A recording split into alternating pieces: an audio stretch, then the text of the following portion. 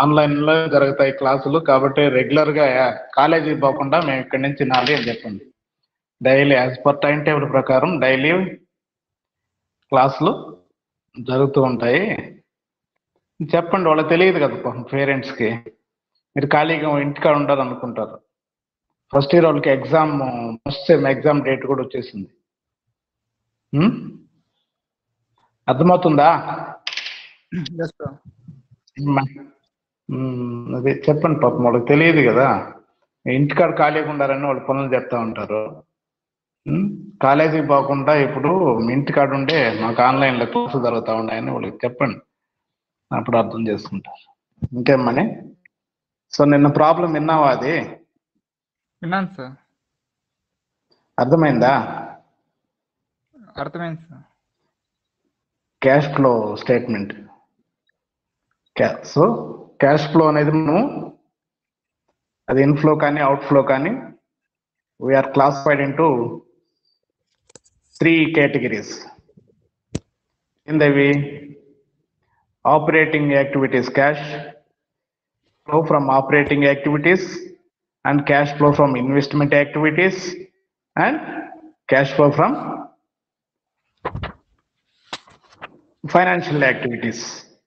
So కాబట్టి ఇలా 3 రకాలుగా మనం క్యాష్ ఫ్లో స్టేట్మెంట్ని క్లాసిఫై చేసి దాన్ని ఎంత ఇన్ఫ్లో, ఏ వ్యవహారాల వల్ల ఎంత ఇన్ఫ్లో ఎక్కువ ఉందా, అవుట్ఫ్లో ఎక్కువ ఉందా? అర్థమైందా మరి ఆ ప్రాబ్లం పూర్తిగా? మిగతా వాళ్ళకి, బృందా, మీకు, రాజ్దోరై, సుధాకర్, అరుణ్ ఉండవా? Hello, very good. అర్థమైందా ప్రాబ్లం? అది ఏ ప్రాక్టీస్ చేశారా మరలా?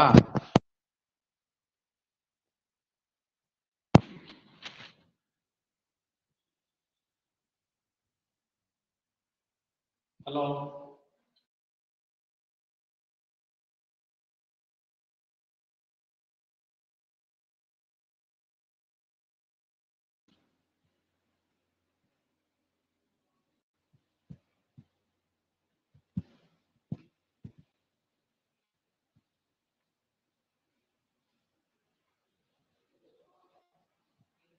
హలో,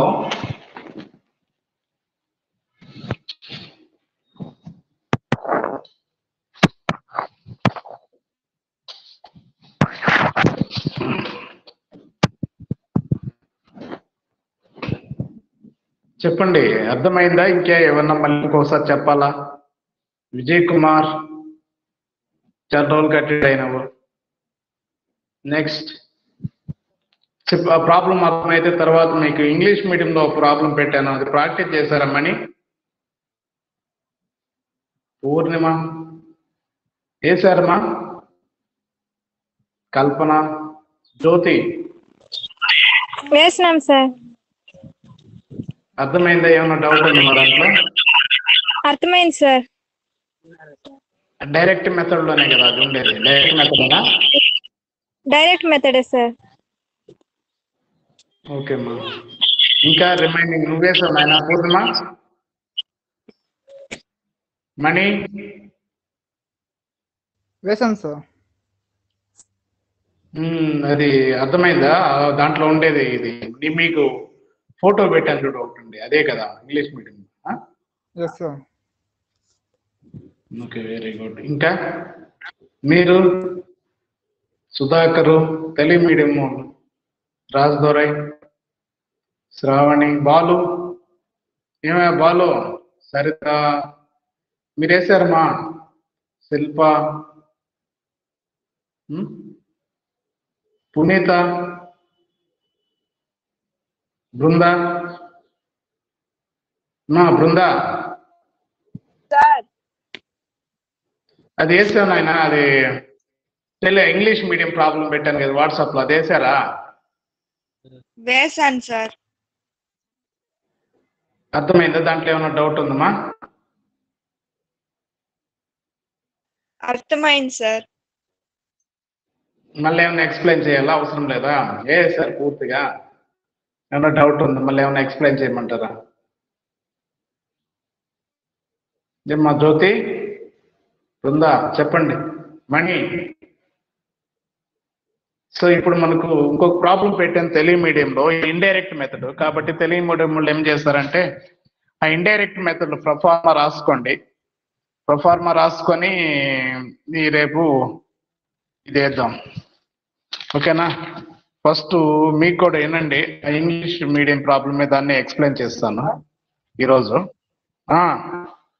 ఎవరమ్మా? ఏమ్మా పునీత రెస్పాండ్ కలదేమి? సార్ చెప్పండి సార్. వేసామ్మా అది ప్రాబ్లము, ఇంగ్లీష్ మీడియం ప్రాబ్లము. వేసాను సార్. అర్థమైందా? ఇంకేమైనా డౌట్లు ఏమైనా ఉన్నాయా దాంట్లో? వేసారంటే మీకు అర్థమైంటేనే వేసుంటారు. వర్కింగ్ నోటు అన్నీ అర్థమైందా? వర్కింగ్ నోట్ కూడా ఉంది కదా, ఉందమ్మా లేదా? ఉండాలనుకుంటానే, డైరెక్ట్ ఉందా? సార్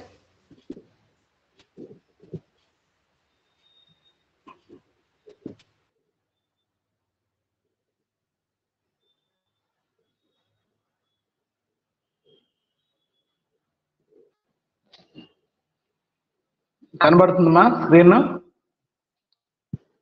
స్క్రీన్ షేరింగ్ కనబడుతుందా మీకు?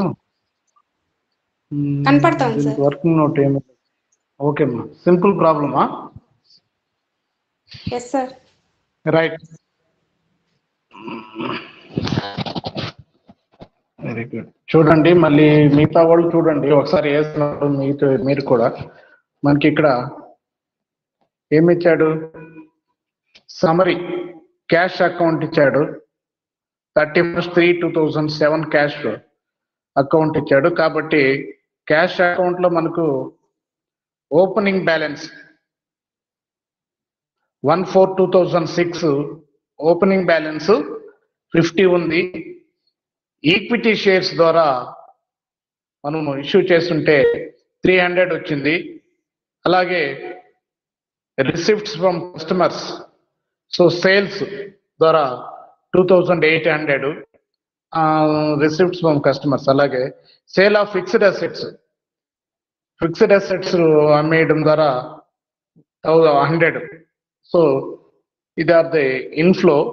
అలాగే అవుట్ఫ్లో చూడండి, పేమెంట్ టు సప్లయర్స్ అంటే purchase of fixed assets 200, over head expenses కి 200, wages and salaries 100, taxation 250, dividends 50, repayment of loan 30, by balance carried on 31st August కిచ్చినాడా, 31/8/2007 150. So total మనకు cash book అనేది ఏంటిది? Cash account అనేది real account కాబట్టి మనకి ఇక్కడ what debit what comes in, credit what goes out, అది దానికి rules. కాబట్టి దాని ప్రకారం మన cash flow statement cash account prepare చేశాడు. అయితే మనం ఇప్పుడు దాని నుంచి క్యాష్ ఫ్లో స్టేట్మెంట్ ప్రిపేర్ చేయాలి అంటే cash flow statement for the year ended 31st March అన్నాడు. అక్కడేమో డేట్ అక్కడ తప్పించాడు, అది 3 రాసుకున్నాడు. అయితే బ్యాలెన్స్ క్యారీ డౌన్ కాడ 8 అని ఇచ్చున్నాడు కదా, ఆడ 3 పెట్టుకోండి, మీరు కూడా మార్చి పెట్టుకోండి 2007. రైట్. సో కాబట్టి ఇక్కడ మనకు ఫస్ట్ మనం క్యాష్ ఫ్లో అనే దాన్ని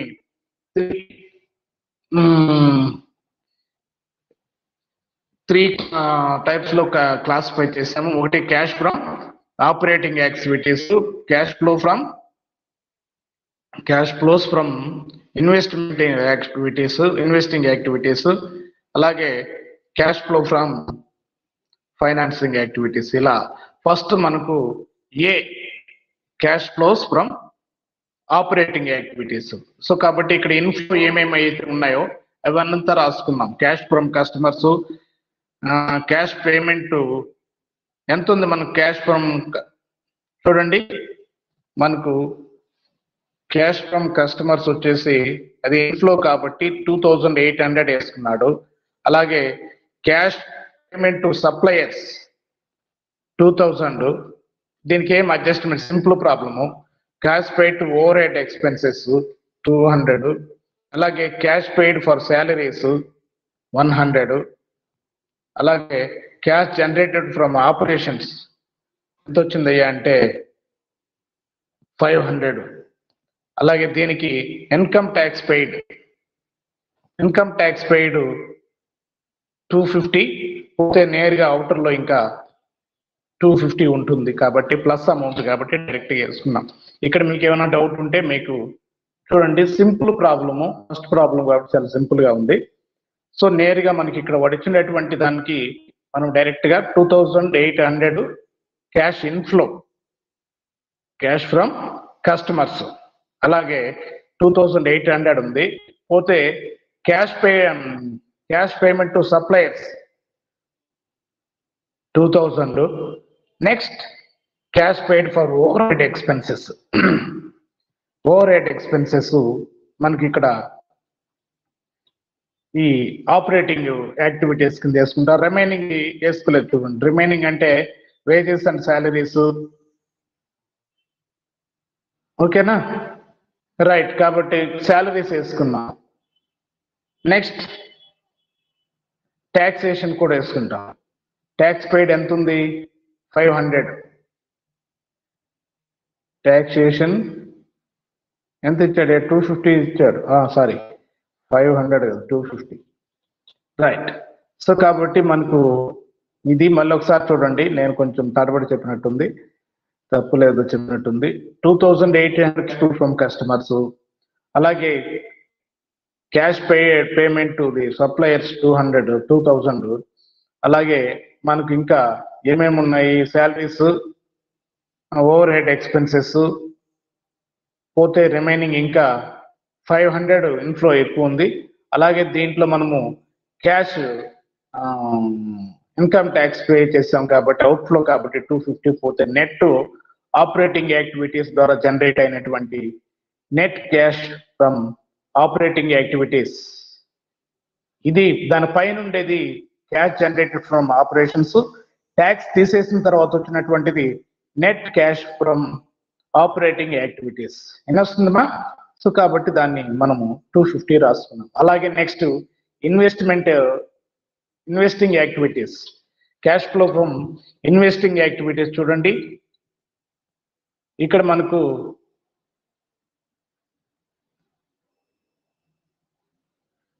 పర్చేజ్ ఆఫ్ ఫిక్స్డ్ అసెట్స్ 200, అలాగే మళ్ళీ ఇక్కడ సేల్ చేసినట్టు కూడా వచ్చింది, sale of fixed assets 100.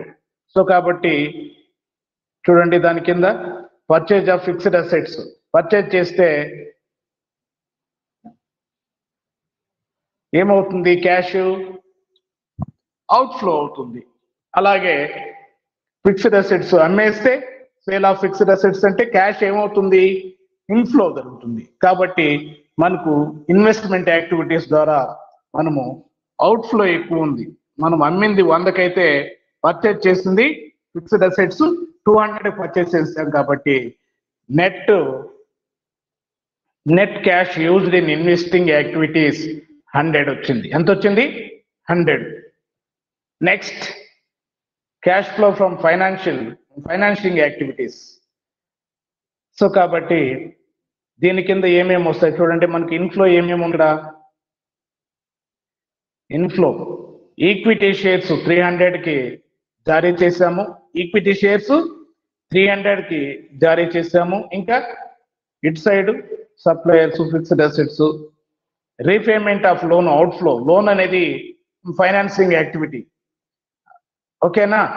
Dividends paid కూడా ఫైనాన్సింగ్ యాక్టివిటీ. సో ఈ రెండు మనకు ఇన్ఫ్లో ఎంత ఉంది? 300 ఉంది. అవుట్ఫ్లో ఎంత ఉంది? డివిడెండ్స్, రీపే ఆఫ్ 350 ఉంది.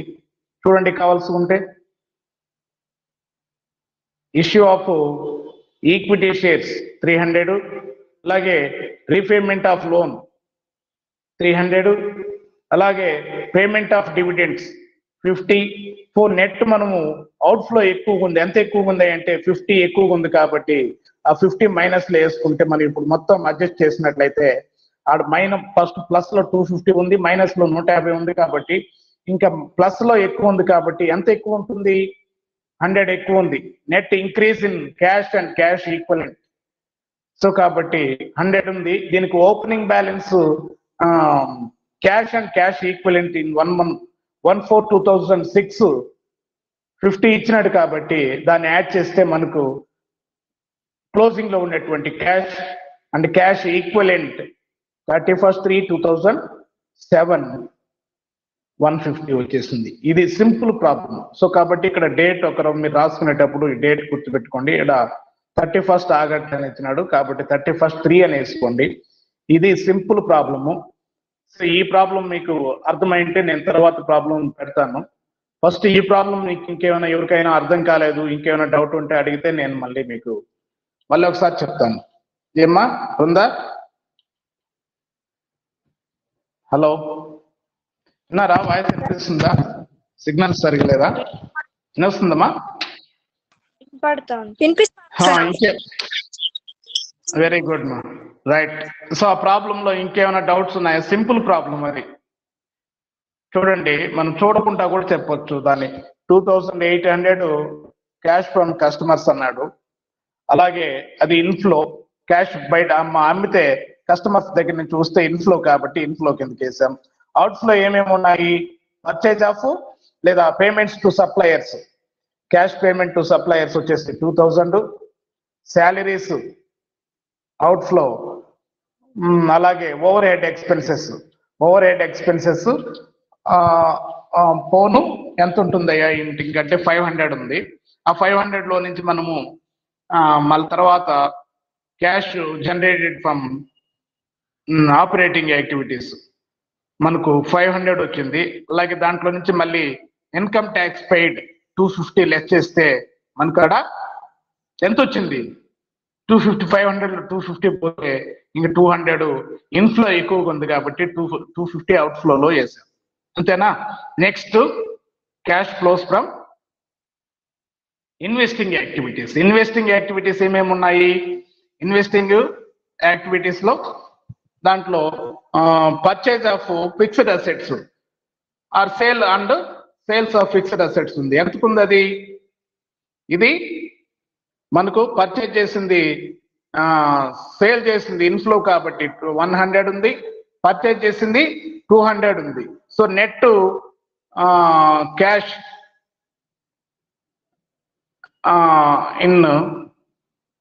యూజ్డ్ ఇన్ ఇన్వెస్టింగ్ యాక్టివిటీస్ లో 100 రూపీస్ ఎక్కువ వస్తుంది మైనస్ లో, అవునా? సో నెక్స్ట్ పోతే ఈ ఫైనాన్సింగ్ యాక్టివిటీస్ లో ఏమేమి ఇచ్చాడు? ఫైనాన్సింగ్ యాక్టివిటీస్ లో మనకు ఇష్యూ ఆఫ్ షేర్స్ వచ్చేసి 300 ఇచ్చాడు, అవునా? అలాగే మనకు రీపేమెంట్ ఆఫ్ లోన్ అవుట్ఫ్లో 300, అలాగే ఇంకొకటి వచ్చేసి డివిడెండ్ పెయిడ్ 50. పోతే ఇన్ఫ్లో 300 ఉంది, అవుట్ఫ్లో 350 ఉంది కాబట్టి మైనస్ లో 50 ఉంది.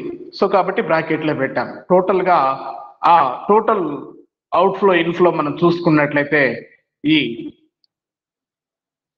ఆపరేటింగ్ యాక్టివిటీస్ ద్వారా 250 ఇన్ఫ్లో ఎక్కువ ఉంది, అలాగే ఇన్వెస్ట్మెంట్ యాక్టివిటీస్ ద్వారా 100 రూపీస్ అవుట్ఫ్లో ఎక్కువ ఉంది, ఇక్కడ 50 రూపీస్. కాబట్టి ఈ 150 తీసేస్తే మనకు రిమైనింగ్ ఎంత ఉంది అంటే 100 ఉంది. ఈ 100 కి ఓపెనింగ్ బ్యాలెన్స్ 50 యాడ్ చేసుకుంటే, చూస్తున్నారా ప్రాబ్లము? మనకు 150 అనేది క్లోజింగ్ బ్యాలెన్స్ వచ్చేసింది. అది ప్రాబ్లం. సింపుల్ గా ఇటువంటి వాళ్ళు ఫస్ట్ మనకు ఎలా ఇవ్వాలి అనేది అర్థం చేసుకోవాలని వాడు చాలా సింపుల్ ప్రాబ్లం ఇచ్చాడు. ఓకేనా?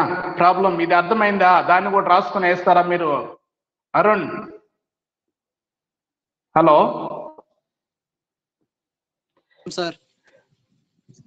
దాన్ని కూడా ఇప్పుడు చెప్పిన దాన్ని కూడా రాసుకొని వేయండి. అర్థమైందా ప్రాబ్లం? అది మీకు ఎగ్జామ్ లో మరి అంత డిఫికల్టీ ఏం అలాంటి సింపుల్ ప్రాబ్లమ్స్ ఇస్తాడు ఎగ్జామ్స్ కి. ఎందుకంటే తక్కువ టైం కదా. ఇది ఒక ఎస్ఏ క్వశ్చన్ కి అంటే 5 ఎస్ఏ క్వశ్చన్స్ రాయాలి. కనీసం 2 అవర్స్ వేసుకున్నా కూడా ఒక్కొక్క క్వశ్చన్ కి మనకు 1/2 అవర్ టైం ఉంటుంది.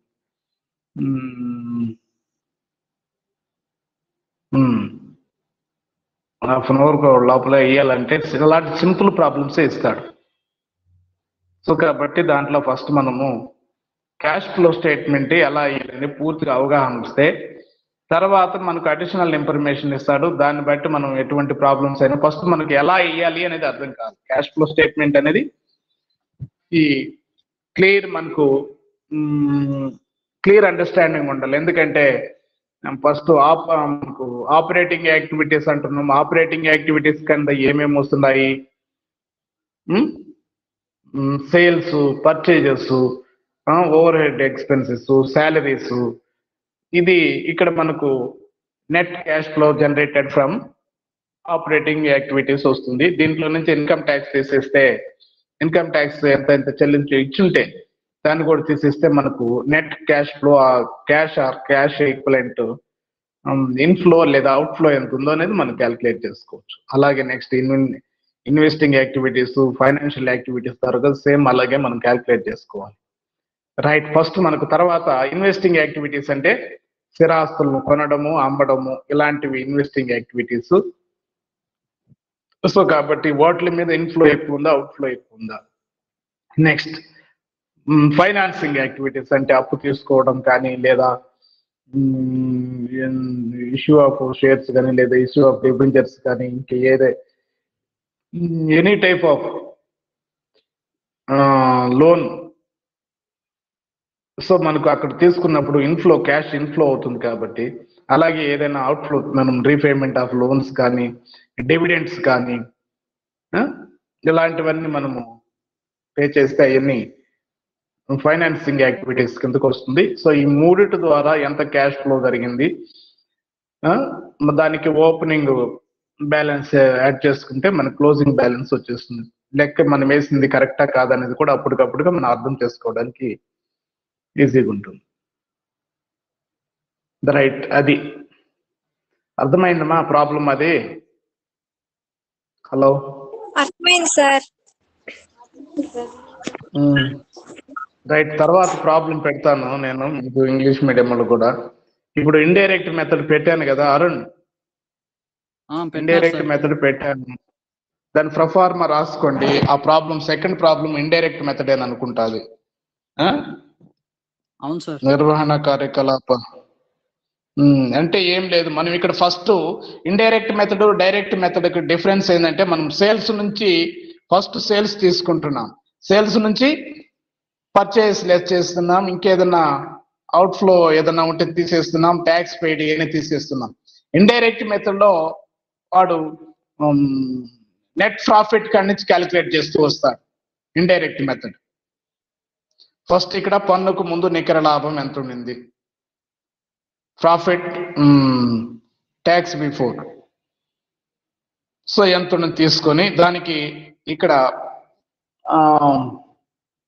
నగదేతర అంటే నిర్వహణేతర అంశాలు, non operating activities, non cash transactions, ఏ యాక్టివిటీస్ నాన్ క్యాష్ యాక్టివిటీస్ ఏవైతే ఉంటాయో వాటిని యాడ్ చేసుకుంటాడు. ఎందుకంటే మనం లాభ నష్టాల ఖాతాకి తరుగుదల డెబిట్ చేసి ఉంటాం, అవునా? అది నికరంగా క్యాష్ బయట వెళ్ళిందా? క్యాష్ బయట వెళ్తుందా? వెళ్ళదు. క్యాష్ తరుగుదల పోదు. కాబట్టి ఇప్పుడు ఏం చేసుకోవాలి, మనకు దాని రూపంలో మనకు వచ్చినటువంటి నికర లాభం తరుగుదల రూపంలో తగ్గిపో ఉంటుంది. కాబట్టి మన యాక్చువల్ క్యాష్ ఫ్లో కనుక్కోవాలంటే ఏం చేయాలంటే దాన్ని అలాంటి వాటిని యాడ్ చేసుకోవాలి. ఓకేనా? సో అది ఇండైరెక్ట్ మెథడ్. డైరెక్ట్ అంటే అమ్మకాల కాడి నుంచి అన్ని తీసుకుంటా పోవడం, ఇది డైరెక్ట్ మెథడ్. ఇండైరెక్ట్ మెథడ్ అంటే నెట్ ప్రాఫిట్ నుంచి ఇలాంటి చూడండి, ప్రొఫార్మా చూడండి, పరోక్ష పద్ధతి ప్రకారము నగదు ప్రవాహ లెక్కింపు అన్నాడు. చూడండి, పన్నుకు ముందు నికర లాభం, పన్నుకు ముందు నికర లాభం తీసుకొని దీనికి యాడ్ చేయాల్సినటువంటి అంశాలు ఏమన్నాడు? ఉందా మీకు? వాట్సాప్ లో పెట్టాను, వచ్చిందా? చూడండి, వచ్చుంటే దానిసాయ ఏం చెప్పాడు ఇక్కడ? యాడ్ లాభ నష్టాల ఖాతాకు ముందే డెబిట్ చేసిన నగదేతర మరియు నిర్వహణేతర అంశాలు ఏంటి అనేది 1 by 1 చెప్తాను చూడండి. సో ఇవన్నీ యాడ్ చేసుకోవాలి. లాభ నష్టాల ఖాతాకు ముందే డెబిట్ చేసిన అంటే మనము adjusted profit and loss account prepare చేస్తాం, గుర్తుందా మీకు? ఫండ్స్ ఫ్లో స్టేట్మెంట్ లో ఏమా గుర్తుంది సార్. ఒకరు రెస్పాండ్. సో సేమ్ ఇక్కడ ఇండైరెక్ట్ మెథడ్ లో కూడా మనం ఇలా నగదేతర ప్లస్ నిర్వహణేతర అంశాలు, non operating activities, non cash activities రెండింటిని కూడా మనం యాడ్ చేసుకుంటూ వస్తాం. చూడండి అవి ఏమిటంటే అవి ఏ తరుగుదల డిప్రిసియేషన్, బి రిజర్వులకు మరియు ఏర్పాట్లకు మళ్లింపు, సి గుడ్విల్ తగ్గింపు, ప్రాథమిక ఖర్చులు తగ్గింపు, దీర్ఘకాలిక ఆస్తుల అమ్మకం వల్ల నష్టం, పెట్టుబడుల అమ్మకం వల్ల నష్టం, విదేశీ మారకపు వల్ల నష్టం, ఇలాంటివి ఏదైనా ఉంటే అవన్నీ కూడా మనము దానికి అది వ్యాపారం ద్వారా వచ్చినటువంటి నష్టం కాదు కాబట్టి వాడు లెస్ చేస్తుంటాడు. దానివల్ల మనకు నెట్ ప్రాఫిట్ అన్ని తగ్గించేసిన తర్వాత వచ్చినటువంటిది నెట్ ప్రాఫిట్. కాబట్టి ఇప్పుడు మనకు ఇవన్నీ కనుక యాడ్ చేసుకుంటే మనకు ఇవన్నీ తగ్గించక ముందు అసలు క్యాష్ ఇన్ఫ్లో ఎంత ఉంది అనేది మనం క్యాల్కులేట్ చేసుకునే దానికి వీలవుతుంది. అర్థమవుతుందా? అలాగే దీనికి మళ్ళీ చూడండి, మళ్ళీ ఒకసారి చెప్తాను. తరుగుదల, రిజర్వులకు మళ్లింపు, రిజర్వులకు మరియు ఏర్పాట్లకు మళ్లింపు, గుడ్విల్ తగ్గింపు, గుడ్విల్ ఏదైనా తగ్గించుంటే గుడ్విల్ రద్దు చేస్తుంటే ఏం చేస్తుంటాము? లాభ నష్టాల ఖాతాకి డెబిట్ చేస్తుంటాం, దాని ద్వారా లాభం తక్కువగా చూపించుంటుంది. ప్రాథమిక ఖర్చులు తగ్గింపు, దీర్ఘకాలిక ఆస్తుల అమ్మకం వల్ల వచ్చిన నష్టము, పెట్టుబడుల అమ్మకం వల్ల వచ్చిన నష్టము, విదేశీ మారకపు ఏదైనా విదేశీ కరెన్సీ ఉండి దాన్ని ఎక్స్చేంజ్ లేదా అమ్మి ఇలాంటి వాటిలో మనకి ఏదైనా నష్టం వస్తే డెబిట్ చేయొచ్చు లాభ నష్టాల ఖాతాగా. డెబిట్ చేయడం వల్ల మనకు ఇన్కమ్ తగ్గిపోతుంది కాబట్టి నెట్ ప్రాఫిట్ అవన్నీ యాడ్ చేసుకుంటే అప్పుడు మనకు ఎంత క్యాష్ ఇన్ఫ్లో కరెక్ట్ గా ఎంత ఉందనేది మనకు వస్తుంది. రైట్, ఇది మనం యాడ్ చేయాల్సినటువంటి అంశాలు. అలాగే లెస్ లాభ నష్టాల ఖాతాకు ముందే క్రెడిట్ చేసిన నగదేతర మరియు నిర్వహణేతర అంశాలు అంటే ఏంటి ఇవి అంటే ఇవన్నీ లెస్ చేసుకోవాలి. దీర్ఘకాలిక ఆస్తులు అమ్మకం వల్ల వచ్చిన లాభము, పెట్టుబడుల అమ్మకం వల్ల వచ్చిన లాభము, పెట్టుబడుల నుండి వచ్చిన డివిడెండు, వడ్డీ, విదేశీ మారకపు ద్వారా వచ్చినటువంటి లాభాలు. సో ఇవన్నీ మనము లెస్ చేసుకోవాలి. ఓకేనా ఏమా? అర్థమవుతుందా? హలో చెప్పండి సార్. అరుణ్, ఇండైరెక్ట్ మెథడ్ చూస్తున్నారమ్మా? చూస్తున్నాం సార్. రైట్ అది. సో కాబట్టి ఇంకా ఏం చెప్తున్నాడు చూడండి. అలాగే మళ్ళీ యాడ్ ప్రస్తుత నిర్వహణ ఆస్తులలో తగ్గుదల. నిర్వహణ ఆస్తులు అంటే ఏంటి? ప్రస్తుత ఆస్తుల్లో తగ్గుదల ఉంటే యాడ్ చేసుకోవాలి. ప్రస్తుత అప్పుల్లో తగ్గుదల ఉంటే లెస్ చేసుకోవాలి. అర్థమవుతుందా? ఇక్కడ ఇలా చూడండి, ఇది ఒక జాగ్రత్తగా అర్థం చేసుకోవాలి. ఇండైరెక్ట్ మెథడ్ ప్రస్తుత ఆస్తుల్లో తగ్గుదల ఉంటే యాడ్ చేసుకోవాలి. చూడండి, వర్తక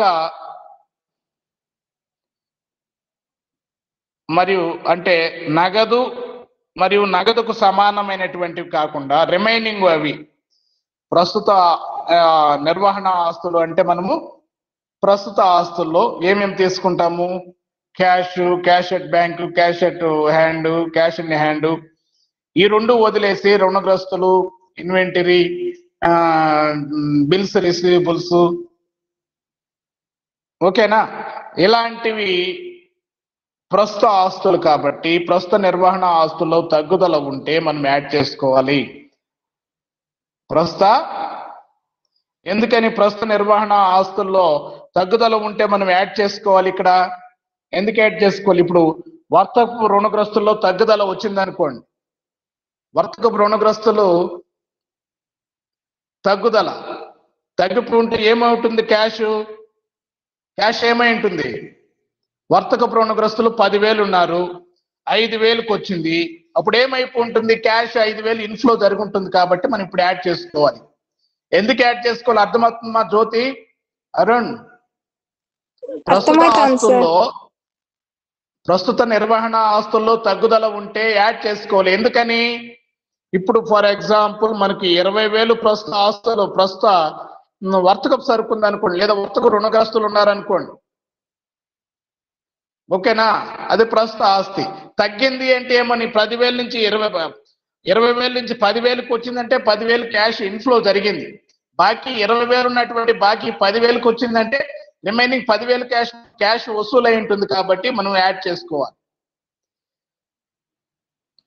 ఓకేనా? ఏదైనా ఇంకంతే. చూడండి, వసూలు బిల్లులో తగ్గుదల,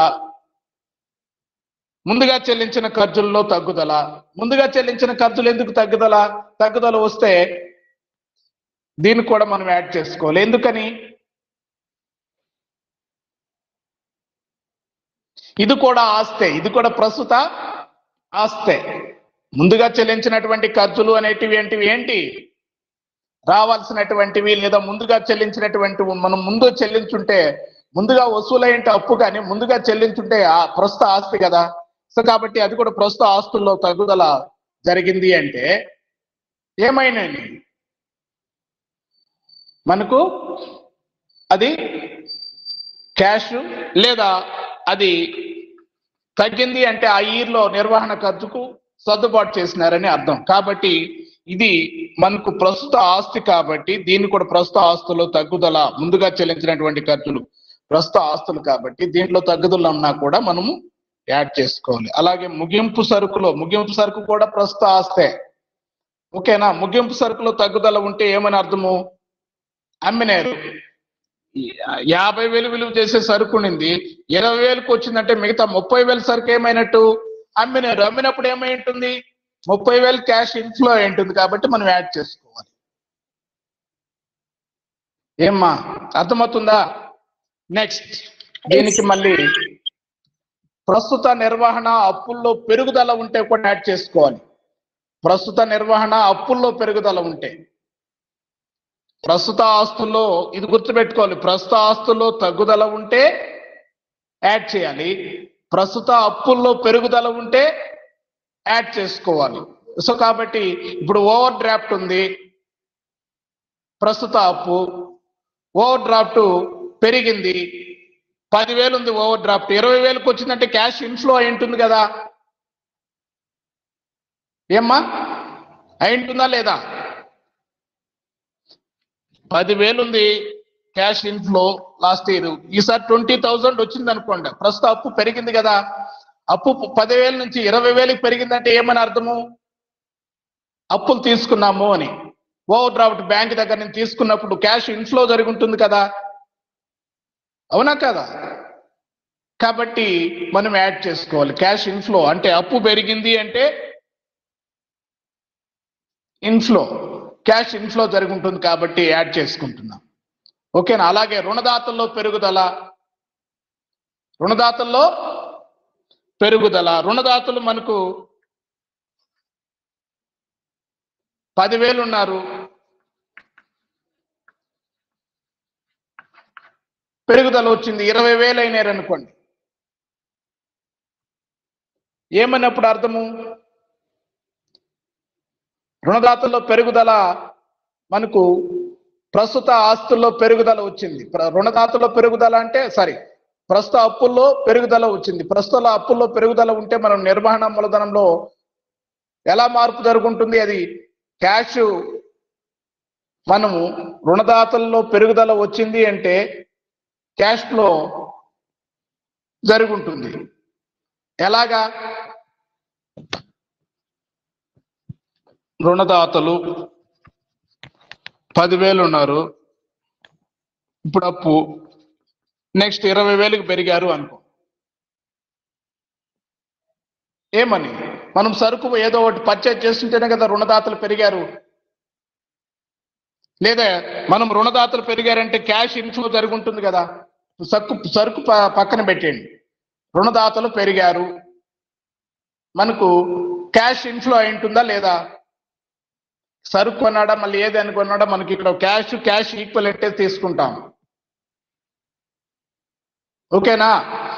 10,000 ఉన్నటువంటి అప్పు, రుణదాతల అప్పు 20,000 పెరిగింది అంటే ఇంక రిమైనింగ్ 10,000 నగదు సంస్థలకు ఇన్ఫ్లో అయినట్టే కదా. సో కాబట్టి అప్పుల్లో పెరుగుదల ఉంటే మనము యాడ్ చేసుకోవాలి. ఆస్తులు, ప్రస్తుత నిర్వహణ ఆస్తుల్లో తగ్గుదల ఉంటే కూడా యాడ్ చేసుకోవాలి. ఓకేనా? ఎందుకంటే మీరు మళ్ళీ కన్ఫ్యూషన్ పడతారు లెక్క చేసేటప్పుడు. ప్రస్తుత ఆస్తుల్లో తగ్గుదల ఉంటే యాడ్ చేయాలి, ప్రస్తుత అప్పుల్లో పెరుగుదల ఉంటే యాడ్ చేయాలి. సో ఈ రెండు అర్థమైతే తర్వాత స్టెప్ దీనికి ఆపోజిట్ లో ఉంటుంది. అలాగే ప్రస్తుత ఆస్తుల్లో పెరుగుదల ఉంటే లెస్ చేయాలి, ప్రస్తుత అప్పుల్లో తగ్గుదల ఉంటే లెస్ చేయాలి. సో ఇలా చేస్తే మనకు అసలు పన్నుకు ముందు వచ్చినటువంటి నిర్వహణ నగదు ఎంత అనేది వస్తుంది. దీంట్లో నుంచి ఆదాయ పన్ను తీసేస్తే మనకు నిర్వహణ కార్యకలాపాల నుండి వచ్చినటువంటి నగదు వస్తుంది. ఓన్లీ మనం ఇది ఒక స్టెప్, రిమైనింగ్ స్టెప్స్ అన్ని మామూలుగానే చేస్తాం. ఏది investing activities, financing activities direct method లోనే చేస్తాం. ఇక్కడ ఓన్లీ ఆపరేటింగ్ యాక్టివిటీస్ మెథడ్ మాత్రం ఇండైరెక్ట్ మెథడ్ లో చేస్తాం. రిమైనింగ్ అంతా ఆ రెండు మాత్రం సేమ్. ఆర్థిక కార్యకలాపాల నుండి వచ్చినటువంటి నగదు, పెట్టుబడుల నుండి వచ్చినటువంటి నగదు, అది మాత్రము మామూలు డైరెక్ట్ మెథడ్ లో చేసినట్టే ఏడు చేస్తాం. ఇది ఒక్క పాయింటే మనకి ఇక్కడ అర్థమైందా? ప్రొఫార్మా ఓన్లీ ఆపరేటింగ్ యాక్టివిటీస్ ద్వారా వచ్చినటువంటి క్యాష్ ఫ్లో కనుక్కోవడానికి. ఇండైరెక్ట్ మెథడ్ అంటే నెట్ ప్రాఫిట్ తీసుకొని దానికి వాడు లాభ నష్టాల ఖాతాకు డెబిట్ చేసినటువంటి నగదేతర నిర్వహణ అంశాలు ఏవైతే ఉన్నాయో వాటిని యాడ్ చేసుకుంటాడు. అలాగే లాభ నష్టాల ఖాతాకు ముందే క్రెడిట్ చేసినటువంటి నగదేతర అంశాలు, నగదు అనకూడదు, నగదేతర మరియు నిర్వహణేతర అంశాలు లెస్ చేస్తాడు. అలాగే ప్రస్తుత ఆస్తుల్లో తగ్గుదల యాడ్ చేస్తాడు, ప్రస్తుత అప్పుల్లో పెరుగుదల యాడ్ చేస్తాడు. ప్రస్తుత ఆస్తుల్లో పెరుగుదల వస్తే లెస్ చేస్తాడు, ప్రస్తుత అప్పుల్లో తగ్గుదల ఉంటే లెస్ చేస్తాడు. ఇప్పుడు మనకు దీంట్లో నుంచి ఆదాయ పన్ను కనుక లెస్ చేస్తే అప్పుడు నిర్వహణ కార్యకలాపాల నుండి వచ్చినటువంటి నగదు ఎంత అనేది అర్థమవుతుంది.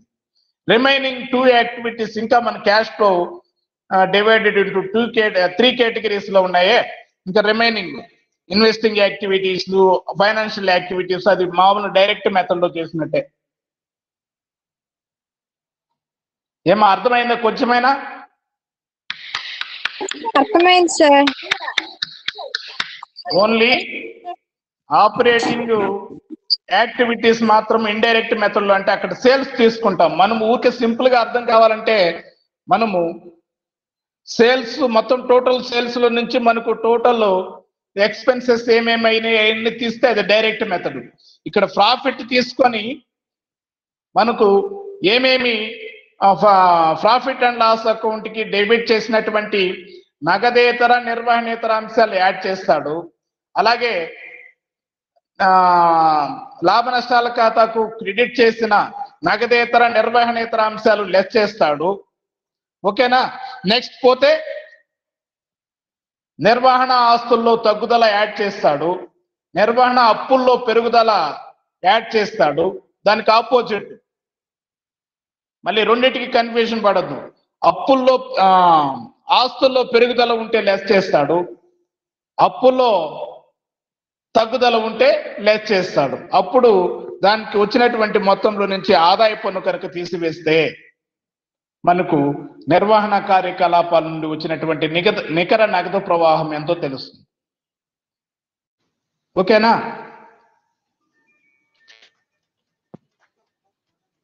ఒక నిమిషం.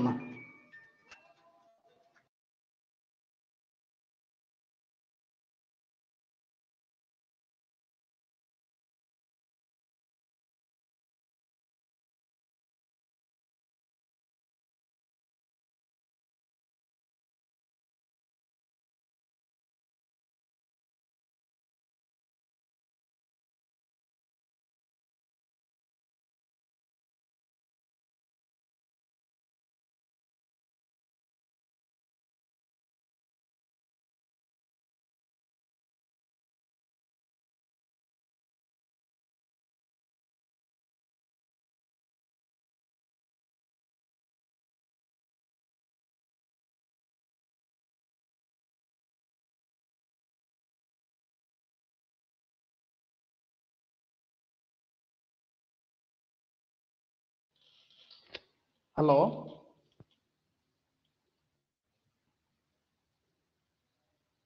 హలో చెప్పండి సార్. ఏమ్మా చెప్పండి సార్. అదేమ్మా అది అర్థమైందా? ఇండైరెక్ట్ మెథడ్, పరోక్ష పద్ధతి.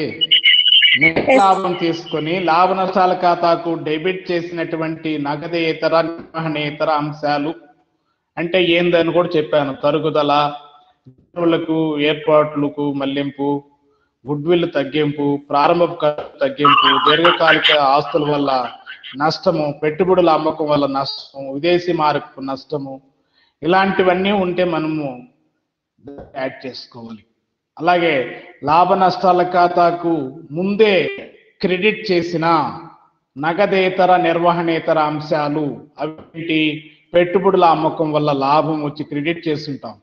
అలాగే పెట్టుబడులు దీర్ఘకాలిక ఆస్తుల అమ్మకం వల్ల లాభం వచ్చుంటే క్రెడిట్ చేస్తుంటాం. సో ఇలా ఉంటే కనుక లెక్క చేసుకోవాలి. అలాగే పెట్టుబడుల నుండి వచ్చిన వడ్డీ, డివిడెండ్లు, విదేశీ లాభము ఇవన్నీ ఉంటే మనము లెస్ చేసుకోవాలి. ఇలా సర్దుబాటునటువంటి మొత్తానికి మళ్ళీ ప్రస్తుత నిర్వహణ ఆస్తులలో ప్రస్తుత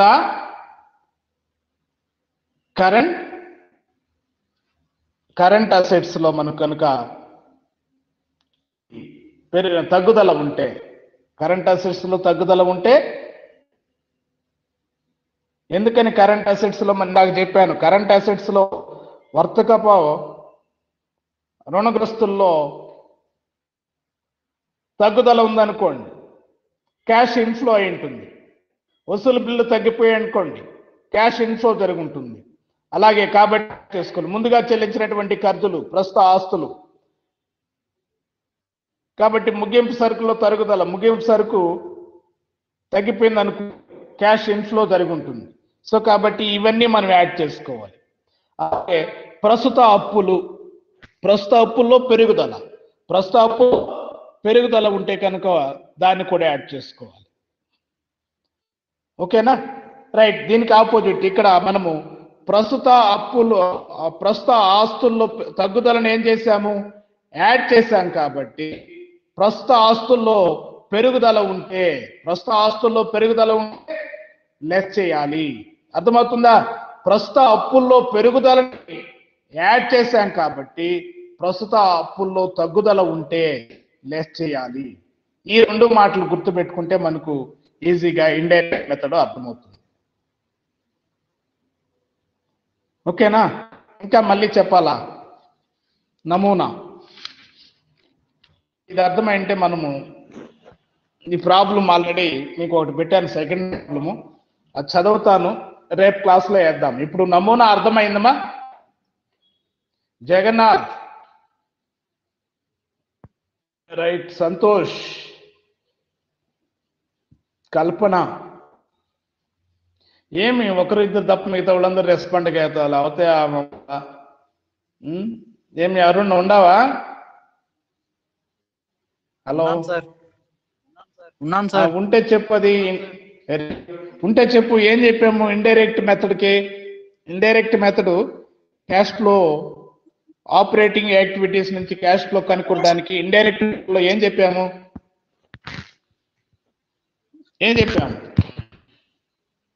నెట్ ప్రాఫిట్ తీసుకొని ప్రస్తుత నిర్వహణ ఆస్తుల్లో తగ్గుదల ఉంటే యాడ్ చేసుకోవాలా? అది కాదు, దానికన్నా ముందు చెప్పాను చూడు. అంటే లాభ నష్టాల ఖాతాకు డెబిట్ చేసినటువంటి నగదేతర మరియు నిర్వహణేతర అంశాలు ఏదైనా ఉంటే ఇవన్నీ ఇప్పుడు యాడ్ చేసుకోవాలి. అలాగే దానికి ఆపోజిట్ లో ఏం చేయాలి? చేసినటువంటి నగదేతర మరియు నిర్వహణేతర అంశాలు ఏదైనా వెరీ గుడ్. అదైన తర్వాత నువ్వు చెప్పి సెకండ్ స్టెప్ లో ఏం చేయాలి? ప్రస్తుత నిర్వహణ ఆస్తుల్లో ఏవైనా తగ్గుదల ఉంటే యాడ్ చేసుకోవాలి. కాబట్టి ప్రస్తుత ఆస్తుల్లో తగ్గుదల ఉంటే యాడ్ చేస్తాం. కాబట్టి ప్రస్తుత అప్పుల్లో పెరుగుదల ఉంటే లెస్ చేసుకోవాలి. ప్రస్తుత ఆస్తుల్లో తగ్గుదల ఉంటే ఏం చేస్తాం? ప్రస్తుత తగ్గుదల ఉంటే ఏం చేసావు? తగ్గుదల ఉంటే యాడ్ చేయాలని చెప్తున్నాం. అదే ప్రస్తుత ఆస్తుల్లో పెరుగుదల ఉంటే ఏం చేయాలి? లెస్ చేసుకోవాలి. లెస్ చేసుకోవాలి. అంతే కదా? అంతే అలాగే ప్రస్తుత అప్పుల్లో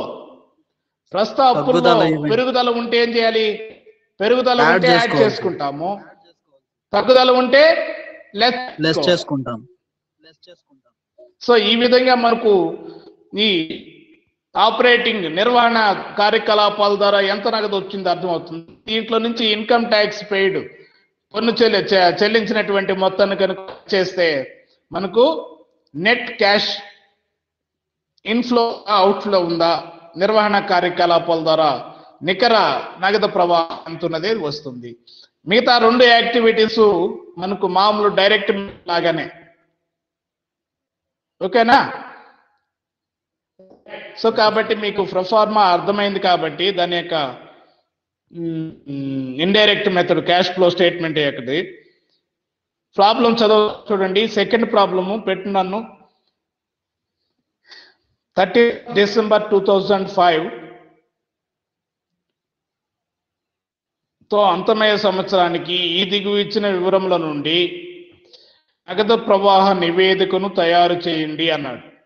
సో కాబట్టి ఆస్తుల పట్టిక 2004, 2005కి ఇచ్చినాడు. అప్పులు చూడండి ఏమేమి ఇచ్చినాడు? వాటా మూలధనము 70,000. హామీ ఉన్న రుణాలు మొదటి సంవత్సరం లేవు, రెండవ సంవత్సరం 40,000 పెరిగినాయి హామీ ఉన్న రుణాలు. అలాగే 2007లో చెల్లించవలసిన రుణదాతలు మనకు రుణదాతలు ఎలా ఉన్నారు చూడండి. 14,000 ఉన్నారు. 2015లో 39,000 ఉన్నారు. కాబట్టి అప్పులు పెరిగితే ఏం చేయాలి? ప్రస్తుత అప్పుల్లో పెరుగుదల లెస్ చేసుకోవాలి. సో కాబట్టి చెల్లించవలసినటువంటి పన్ను చూడండి, 1,000 రూపాయలు 3,000కు వచ్చింది. కాబట్టి ఇక్కడ మనము ప్రస్తుత అప్పులు కాబట్టి ఇవి 2 ప్రస్తుత అప్పులు పెరిగితే ఏం చేయాలని చెప్పాము? ప్రస్తుత అప్పుల్లో పెరుగుదల వస్తే ఏం చేయాలి? యాడ్ చేసుకోవాలి. అంతేనా? ప్రస్తుత అప్పుల్లో పెరుగుదల వస్తే యాడ్ చేసుకోవాలని చెప్పాం. అలాగే లాభ నష్టాల ఖాతా ఎంత ఇచ్చాడు? 7,000, 10,000. రైట్. అలాగే దీనికి సంబంధించినటువంటి ఆస్తులు చూడండి. 2004, 2005 ప్లాంటు మరియు యంత్రాలు 50,000, 91,000. ఇన్వెంటరీ 10,000, 40,000.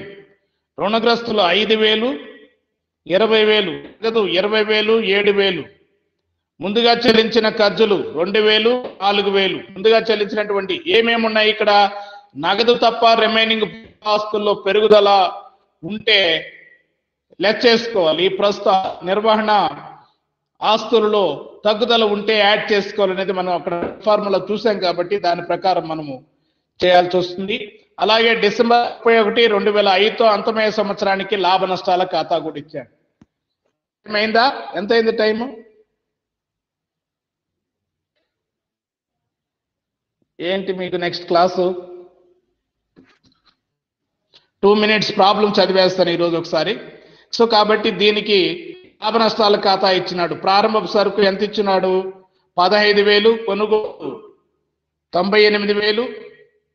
సో పోతే ఇక్కడ క్రెడిట్ సైడ్ ముగింపు సరుకు 40,000, అమ్మకాలు 1,00,000 పోతే క్రెడిట్ సైడ్ ముగింపు సరుకుతో కలిపి 1,40,000లో ప్రారంభ సరుకు కొనుగోళ్లు పోతే 27,000 స్థూల లాభం వచ్చినాడు.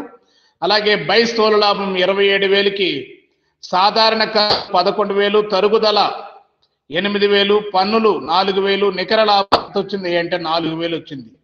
మళ్ళీ మనము appropriate profit and loss account లో చూడండి. బై తెచ్చిన నిల్వ గత సంవత్సరం వచ్చేసి 7,000, ఇప్పుడు వచ్చేసి 4,000.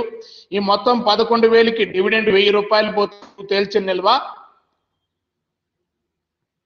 10,000 ఇచ్చినాడు.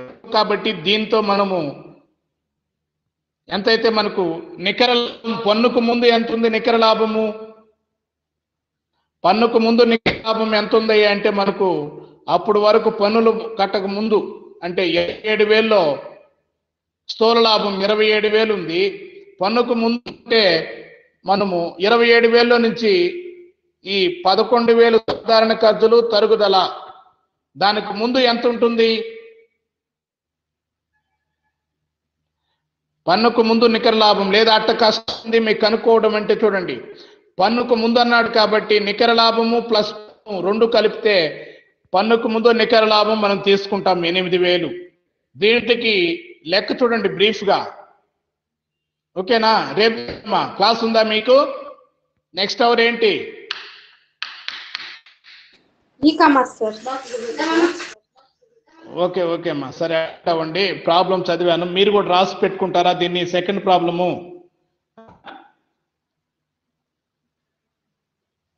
ఏమా?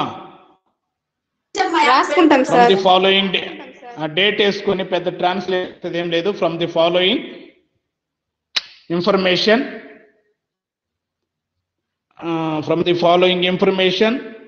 on 31st December 2005 prepare cash flow statement అని హెడ్డింగ్ పెట్టుకొని ఇది ఆస్తి అప్పులు పట్టి అలాగే దానికి సంబంధించినటువంటి లాభ నష్టాల ఖాతా రెండు రాసి పెట్టుకోండి.